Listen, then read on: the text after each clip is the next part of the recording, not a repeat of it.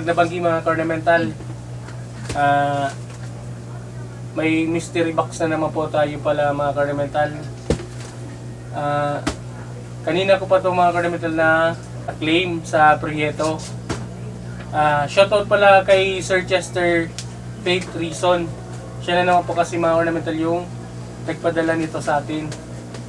Medyo ginabi nga lang tayo mga ornamental kasi kakatapos ko lang po gumawa ng mga order sa akin na mga aquarium tank. So ngayon, i-unbox na natin itong mga ornamental.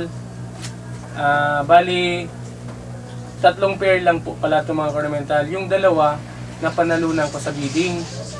Tapos yung isang pair, yung direct ako yun na binili sa Thailander mga ornamental kasi kakaiba pa sa paningin ko. Kaya yun. Pero mga material grade lang po itong mga kinuha natin na mga betta fish. Kasi ang purpose ko kasi mga ornamental sa pagbibreed ng betta, hindi naman po talaga for competition. Nag-breed lang po talaga tayo mga ornamental para magka-profit. Magbe-breed, tapos magbebenta. Sa una, oo, tamang nag-i-enjoy ka lang, happy-happy, tapos kinalaunan, syempre magbebenta ka na kasi dumarami na yung mga alaga mo. Kaya yun, para sa akin ngayon sa status ko ngayon mga ornamental, mas gusto kong magbenta. Kasi nakakatulong talaga sa pang-araw-araw nating pangailangan mga ornamental. Kung magkaroon man tayo mga ornamental ng mabigyan tayo ng good form or sabihin natin show grade sa breeding natin, bonus na lang yun mga ornamental. Kaya yun, buksan natin para makita natin kung goods pa yung mga isda, tapos kung talagang maganda talaga yung nakuha nating isda.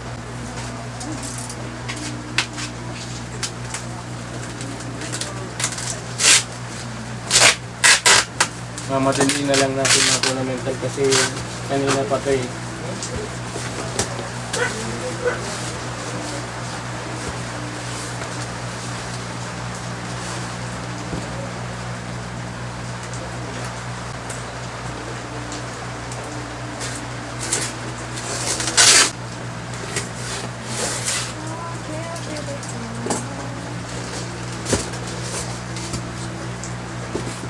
Uy, may freebie! Ice water para di umalog.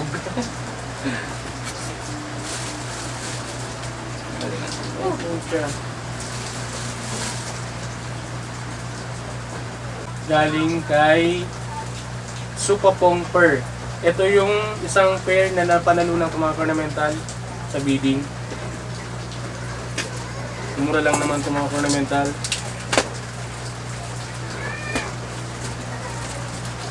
Tsaka, thank you sa Bats kasi dahil kay Sir Van, mas napakadali mag-import ng mga isda. Acclimate muna natin mga ornamental.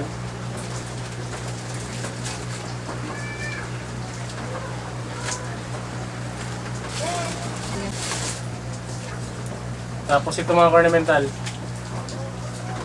Ito galing kay Betta Anujit.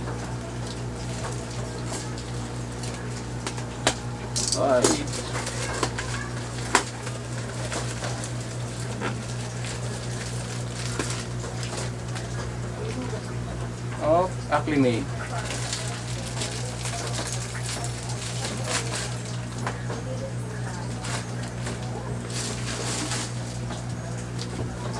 Tapos ito pala mga ornamental yung binili ko mismo sa direct na binili ko sa Thailand.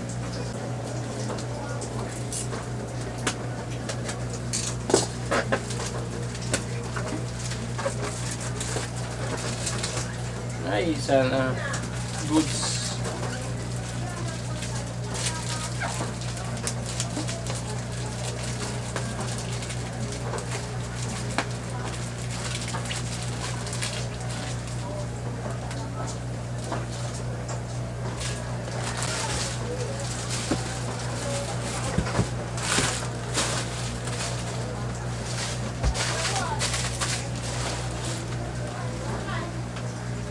Itong dalawang pair pala mga ornamental, parang Copper Galaxy to. Pero not sure, tingnan natin, din naman kasi sinabi nung Thailander. Tapos ito mga ornamental, ito yung binili kong Red Dragon Snow. Nagandang kasi ako mga ornamental kasi masyadong maputi yung pagka-dragon niya. A few moments later. Okay, release na natin mga ornamental.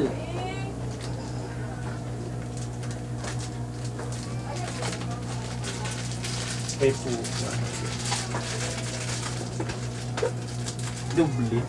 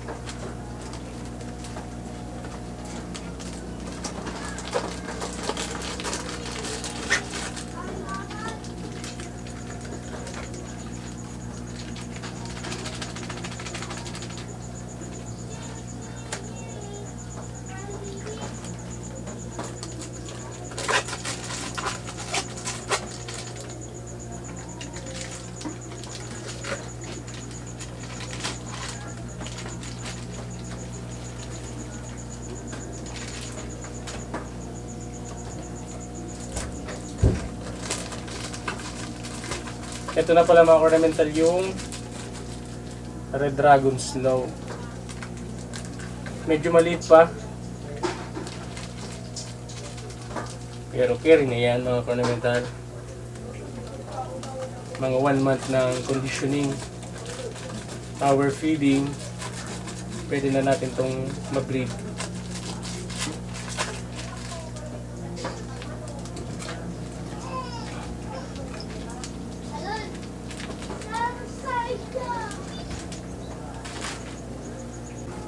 Yun mga ornamental, lahat naman siya goods. Antay na lang tayo mga ornamental, siguro mga ilang oras para makabalik yung dati nilang kulay, kasi para sa akin medyo pale pa. Tapos ito mga ornamental, super lucky na itong dalawa, itong isang pair na to. Mukhang talagang breeder size na. Ewan ko lang kung kakayanin pa ng male. Ewan ko lang kung kakayanin pa ng male na ma-mate siya. Kasi masyadong malaki yung female. Pero tingin ko kaya pa naman. Conditioning lang mga ornamental.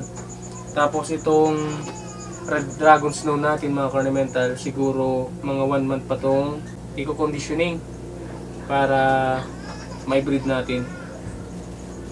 So, yun mga ornamental, hanggang dito na lang yung video natin. Maraming salamat sa parating pagsuporta. Shoutout na lang pala kay Sir Van Ramirez sa mga magpapa-transship ng isda. Try nyo po si Sir Van, napakadali. Basta intindihin nyo lang po mga ornamental yung mga pinost niyang step by step kung paano mag-import. Super dali mga ornamental.